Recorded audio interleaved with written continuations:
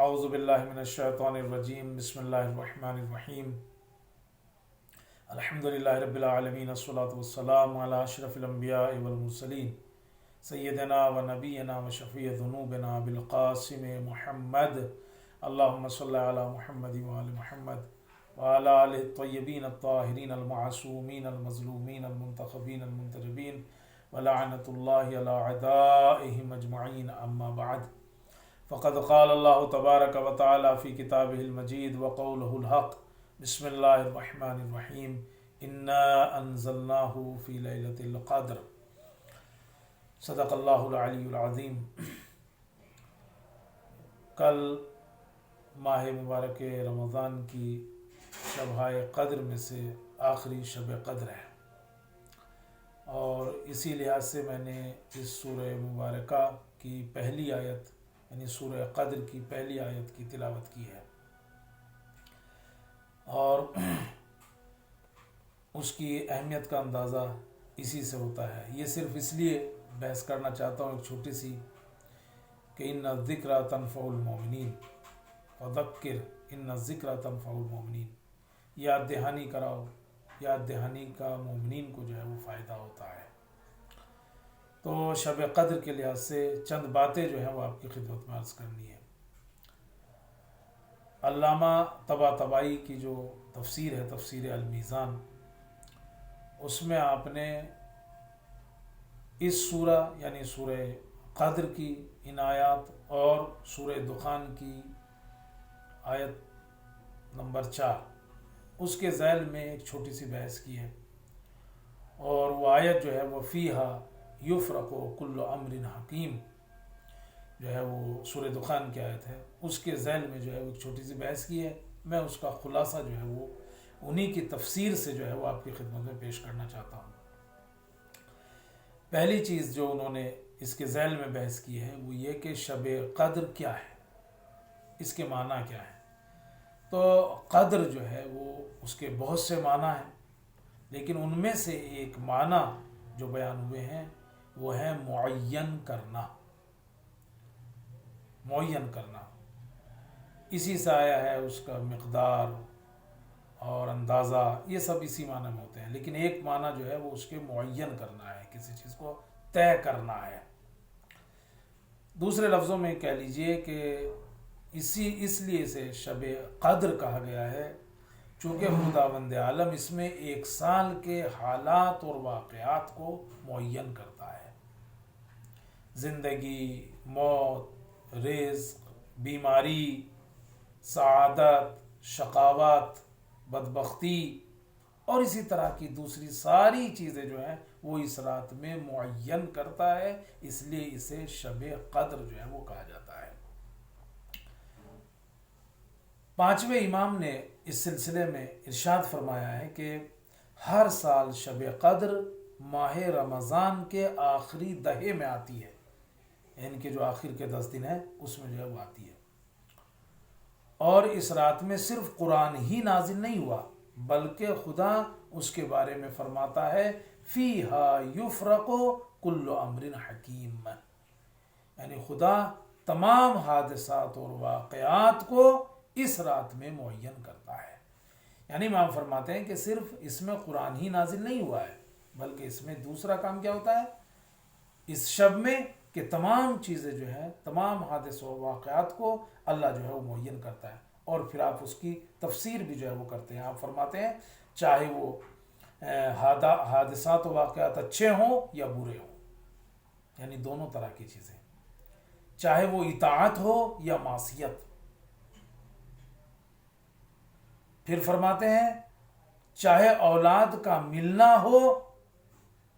یا نہ ملنا، موت ہو یا زندگی، روزی کا تنگ ہونا ہو یا وسیع ہونا، یعنی یہ ساری چیزیں جو ہیں، موت و حیات، رزق کی تنگی، رزق کی زیادتی، بیماری، ہے نا، یہ ساری چیزیں جو ہیں وہ اسی رات میں معین ہوتی ہے۔ تو امام فرماتے ہیں کتنا رزق ملے گا، کہاں سے ملے گا، وہ سب جو ہے وہ اسی میں معین ہوتا ہے، اور اسی لیے اس کو شب قدر کہا جاتا ہے۔ اور ذہن میں یہ بات نہ آئے کہ یہ سب ایسے ہی دے دیا جاتا ہے، بس ایک صاحب کا نام آیا اور اس کو لکھ دیا اور اس کو لکھ دیا، نہیں، اس میں خود جسے دیا جا رہا ہے اس کی حکمت اور مصلحت پوشیدہ ہوتی ہے اور اس کی صلاحیت کے حساب سے دیا جاتا ہے، اور چونکہ دینے والا اس کی مصلحت، حکمت اور صلاحیت سے واقف ہے، لہذا وہ اسی لحاظ سے جو ہے وہ اس کو عطا کرتا ہے۔ یعنی اس میں یہ نہیں کہ صاحب بغیر حساب و کتاب کیسے جسے چاہے دے دیا جائے، نہیں، وہ انسان کی خود کی کیا صلاحیت ہے اس کے حساب سے ملتا ہے، اور پھر اس کے حق میں کیا بہتر ہے کیا بہتر نہیں ہے،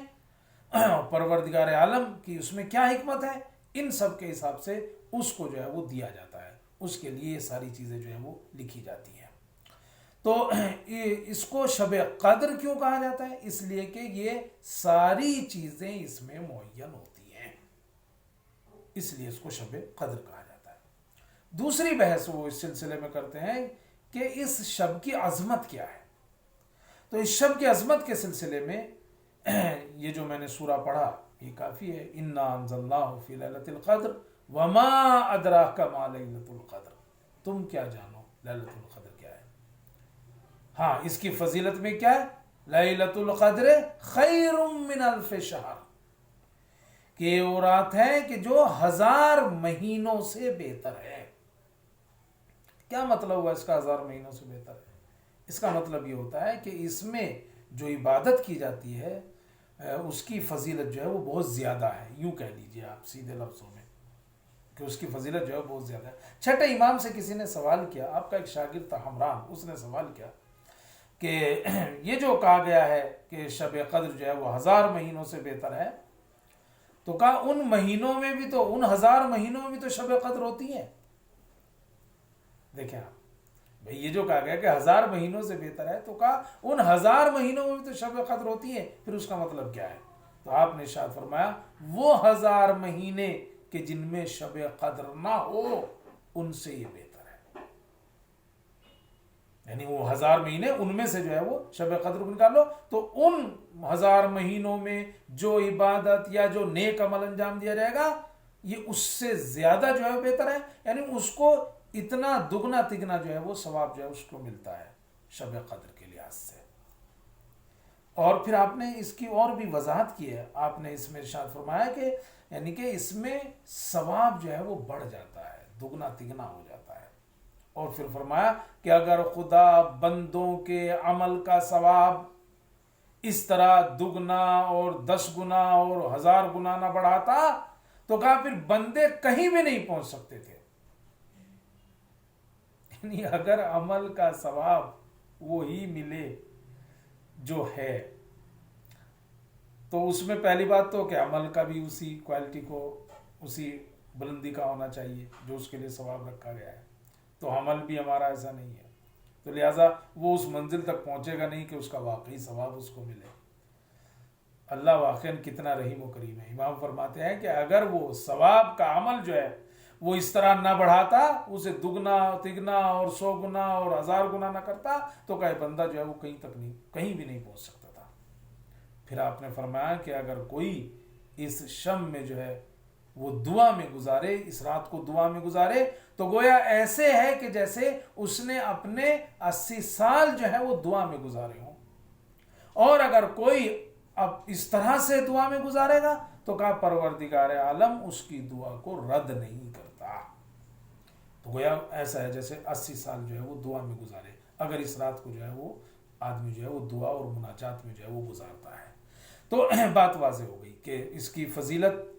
ایک تو اس لحاظ سے ہے کہ اس میں عمل کا ثواب جو ہے وہ بڑھ جاتا ہے، بے انتہا ہو جاتا ہے، یوں کہیے یہ جو کہا گیا 1000 مہینے یعنی کہ بے انتہا ہو جاتا ہے، اس کا ثواب جو ہے وہ بڑھ جاتا ہے۔ دوسری فضیلت اس کی اس لحاظ سے ہے کہ شب قدر میں ملائکہ اور روح کا نزول ہوتا ہے، تنزل الملائکۃ والروح۔ پیغمبر اکرم نے فرمایا کہ جب شب قدر ہوتی ہے تو وہ ملائکہ جو سدرۃ المنتہا پر ہے، سدرۃ المنتہا یعنی بالکل آخری اس پہ ہے، کہتے ہیں کہ اور ان میں جبرائیل بھی ہیں جو وہاں ہے، ملائکہ سدرۃ المنتہا پر، کہتے ہیں ان میں سے ہر ایک ملک جو ہے فرشتہ وہ ایک پرچم اس کے ہاتھ میں ہوتا ہے اور وہ زمین پر آتے ہیں، اور اس میں سے ایک پرچم جو ہے وہ میری قبر کے اوپر لگاتے ہیں اس میں سے، اور ایک پرچم جو ہے وہ بیت المقدس کے اوپر لگاتے ہیں، اور ایک پرچم جو ہے وہ طور سینا پر لگاتے ہیں، اور ایک پرچم جو ہے وہ مسجد الحرام پر لگاتے ہیں۔ یعنی یہ 4 پرچم جو ہے وہ گویا لگتے ہیں، رسول اکرم کی قبر کے اوپر، بیت المقدس کے اوپر، مسجد الحرام کے اوپر، طور سینا کے اوپر، اور جبرائیل تمام مومنین اور مومنہ کو جو ہے وہ سلام کرتے ہیں۔ جبرائیل تمام مومن اور مومنہ کو جو ہے وہ سلام کرتے ہیں۔ تو ایک تو فضیلت یہ ہے، مگر اس میں آگے آپ نے ارشاد فرمایا اگر 3 لوگوں کو سلام نہیں کرتے ہیں، آپ 3 لوگوں کو سلام نہیں کرتے ہیں اس میں، ایک وہ کہ جو دائم الخمر ہے، مستقل شراب پیتا ہے، خدا اس آفت سے بچائے، تو ایک تو دائم الخمر، دوسرے جو سور کا گوشت جو ہے وہ کھاتا ہے، تیسرے کہ جو بدن کے اوپر زعفران کی مالش کرتا ہے۔ اب اس میں کیا ہے یہ بہت زیادہ جو ہے واضح نہیں ہے، مگر آپ نے کہا کہ وہ سب کو سلام کرتے ہیں مومن اور مومنہ کو سوائے ان 3 لوگوں کے، ایک تو جو دائم الخمر ہے اور دوسرے جو وہ سور کا گوشت جو ہے وہ کھاتے ہیں۔ تو اس کی ایک فضیلت یہ ہے کہ اس میں ملائکہ اور روح جو ہے وہ نازل ہوتے ہیں۔ چھٹے امام سے کسی نے سوال کیا اور کہا کہ فرزند رسول روح سے کیا مراد ہے؟ یہ جو کہا گیا تنزل الملائکۃ والروح، ملائکہ اور روح نازل ہوتے ہیں، اس سے مراد کیا ہے؟ تو آپ نے فرمایا روح جو ہے وہ جبرائیل سے بزرگ تر ہے، چونکہ زیادہ تر جو ہے وہ روح سے مراد جو ہے وہ جبرائیل لیتے ہیں لوگ، قرآن مجید میں بھی جبرائیل امین کو روح الامین جو ہے وہ کہا گیا ہے، لیکن آپ نے ارشاد فرمایا کہ وہ جبرائیل سے بھی بزرگ تر ہے، اور آپ دلیل میں کہتے ہیں کہ جبرائیل تو ملائکہ میں سے ہیں، اور اگر روح سے بھی مراد جو ہے وہ ملائکہ ہی ہے، ملک ہی ہے، تو پھر ان 2 لفظوں کا الگ الگ لانے کی ضرورت کیا تھی؟ بھائی اگر وہی ملک ہے اور وہی روح ہے اور روح سے مراد بھی ملک ہے تو پھر 2 لفظ کیوں لایا؟ تنزل الملائکۃ والروح، اس کا مطلب یہ ہے کہ ملائکہ الگ چیز ہے اور روح جو ہے وہ الگ چیز ہے، جو کہ جبرائیل سے بھی جو بڑی ہے۔ تو ایک بات واضح ہو گئی کہ روح جو ہے وہ ایک الگ چیز ہے، وہ جبرائیل امین سے بھی بڑی ہے۔ تو دوسری فضیلت اس کی اس لحاظ سے ہے کہ اس میں ملائکہ نازل ہوتے ہیں۔ تیسری فضیلت شب قدر کی اس لحاظ سے ہے کہ اس میں سلامتی و امنیت ہوتی ہے، اس میں سلامتی اور امنیت ہوتی ہے۔ سلام ہی حتی مطلع الفجر، سلام ہی حتی مطلع الفجر، فجر تک جو ہے وہ سلامتی جو ہوتی ہے۔ اور اس میں صرف ظاہری سلامتی نہیں، ظاہری اور باطنی دونوں طرح کی سلامتی اس کے اندر ہوتی ہے۔ بعض لوگوں نے کہا بعض لوگوں نے اس کا ایک مطلب یہ نکالا ہے کہ چونکہ اس دن اس رات عذاب کے دروازے جو ہیں وہ بند ہو جاتے ہیں، عذاب کے دروازے بند ہو جاتے ہیں۔ اور بعض مفسرین کا کہنا ہے کہ ملائکہ شب قدر میں جب کسی مومن کو کسی ایسے مومن کی طرف سے گزرتے ہیں جو عبادت میں مصروف ہوتا ہے تو انہیں سلام کرتے ہیں۔ تو ایک فضیلت اس کی ہے کہ اس میں جو ہے وہ ملائکہ اور روح جو ہے وہ نازل ہوتے ہیں، اور ایک فضیلت اس کی ہے کہ اس میں جو ہے وہ سلامتی جو ہے وہ ہوتی ہے، سلام ہی حتی مطلع الفجر۔ تو یہ دوسری بحث تھی۔ تیسری بحث اس کے اندر یہ ہے کہ شب قدر کون سی رات ہے جو علامہ طباطبائی نے کی ہے۔ میں تو تفسیر المیزان کا خلاصہ پیش کر رہا ہوں کہ شب قدر کون سی رات ہے۔ تو قرآن مجید میں تو اس کی طرف کوئی صاف اشارہ نہیں ہے کہ جس میں کہا گیا ہو کہ کون سی جو ہے وہ رات جو ہے وہ شب قدر ہے، لیکن ہاں کچھ آیات سے ملا کر یہ اندازہ ضرور ہو جاتا ہے کہ شب قدر ماہ رمضان میں ہے۔ یہ تو طے ہوتا ہے کہ شب قدر ماہ رمضان میں ہے۔ وہ کون سی آیتیں؟ مثلا جیسے کہ قرآن مجید میں اِنَّا أَنزَلْنَاهُ فِي لَيْلَةٍ مُبَارَكَةٍ، ہم نے اس کو لیلہ مبارکہ میں نازل کیا ہے، مبارک رات میں نازل کیا ہے۔ اور دوسری جگہ ہوتا ہے یعنی قرآن کو لیلہ مبارکہ میں نازل کیا ہے، اور دوسری جگہ کہا گیا شہر رمضان الذی انزل فیہ القرآن۔ کہ ماہ رمضان وہ ہے کہ جس میں قرآن کو نازل کیا گیا. اس کا مطلب یہ ہے کہ یہ لیلہ مبارکہ کہاں ہے؟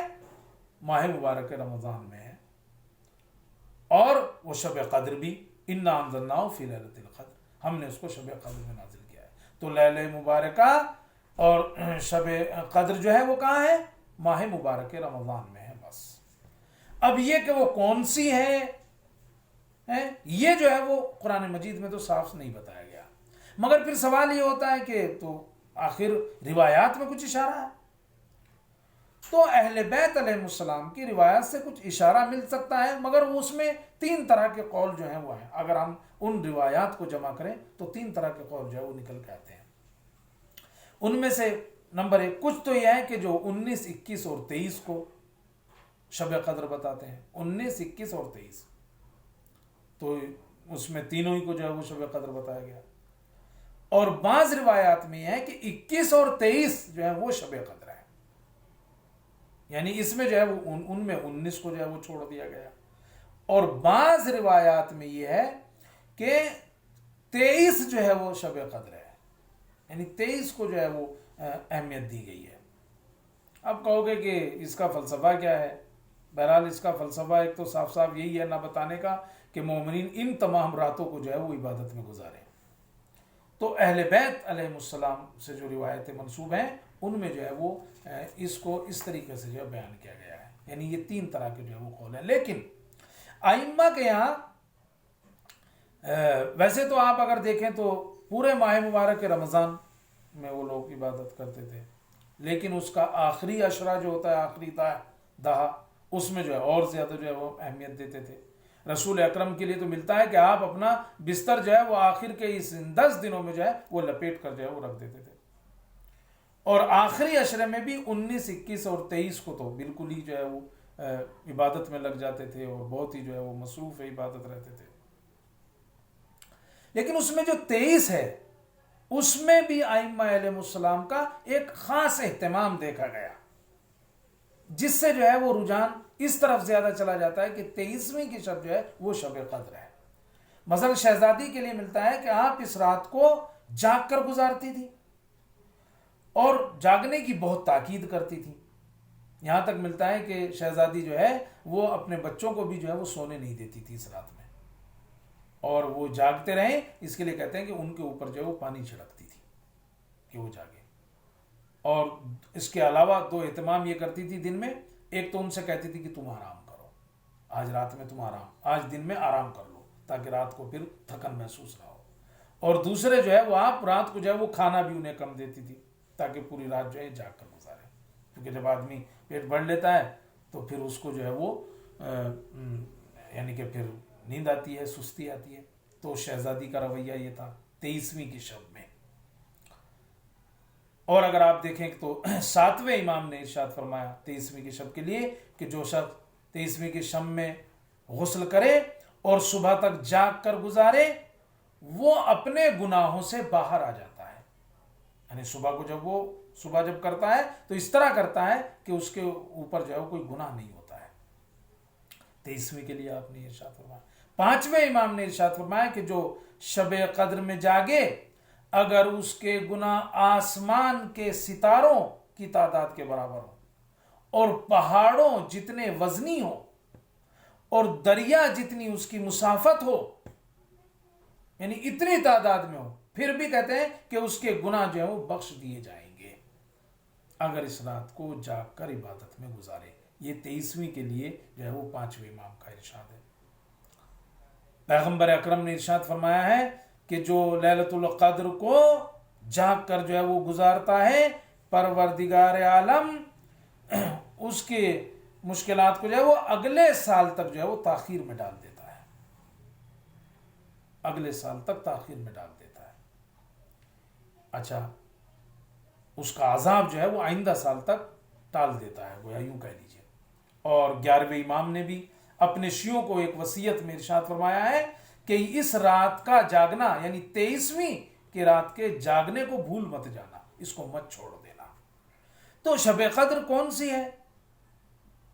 ایک تو یہ ہے کہ 19، 21، 23 تینوں کی طرف اشارہ ہوا، بعض میں جو ہے 21 اور 23 کی طرف اشارہ ہوا. اور کچھ کا میں جو ہے وہ 23ویں کی طرف جو ہے وہ اشارہ ہوا ہے، اور ائمہ معصومین علیہ السلام کا جو کردار ہے وہ بھی اسی کی طرف جو ہے وہ اشارہ کرتا ہے۔ چھٹے امام کے لیے ملتا ہے کہ آپ جو ہے وہ شدید مریض تھے 23ویں کی شب میں، لیکن آپ نے ہمارا حکم دیا اور کہا کہ مجھے مسجد لے کر چلو، اور وہ آپ مسجد میں رہے یہاں تک کہ 23ویں کی صبح ہو گئی۔ تو آپ نے اس رات کو جو ہے وہ اتنی اہمیت دی کہ شدید، یہ لفظ ہے روایت کا، شدید مریض تھے، لیکن پھر بھی آپ نے جو ہے وہ مسجد میں اس رات کو جاگ کر گزارا 23ویں کی شب کو۔ تو کون سی شب ہے اس کی طرف جو ہے وہ اشارہ ہے۔ بہرحال عزیزو، ہم کل جو ہے وہ شب قدر کی آخری شب یعنی شب 23 کہ جس کی طرف ائمہ معصومین علیہ السلام کی سیرت میں بھی جو ہے ہمیں یہ بات ملتی ہے کہ آپ نے اس کو بہت جو ہے وہ اہمیت دی ہے، اور پیغمبر اکرم ایک جگہ ارشاد فرماتے ہیں کہ اگر کوئی اس سے جو ہے محروم ہو جائے تو گویا وہ ہر چیز سے جو ہے وہ محروم ہو جائے گا۔ اگر کوئی اس سے محروم ہو گیا تو تمام نیکیاں اور تمام اچھائیوں سے جو ہے وہ آدمی محروم جو ہے وہ رہے گا۔ لہٰذا اس شب کو بہت اہمیت دیں خاص طور سے، اور ایسے زمانے میں ایسے حالات میں کہ جہاں ہم لوگ اپنے گھروں میں جو ہے وہ یہ اعمال انجام دے رہے ہیں، اور ایک بے رونقی سی جو ہے وہ حاکم ہے اگرچہ، اور ایسے میں جب دیکھ رہے ہیں کہ ایسی شب ہے کہ جب ساری چیزیں لکھی جاتی ہیں، موت و حیات، زندگی و اولاد، رزق کی تنگی، رزق کے وسعت، بیماری، حادثات و واقعات، تو میرا عزیزو جب اس رات میں یہ سب چیزیں لکھی جا رہی ہیں تو ہم اس رات کو دعا اور مناجات میں گزاریں اور پروردگار عالم سے دعا کریں کہ معبود ہمارے حق میں جو بہتر ہے وہ لکھ، چونکہ ابھی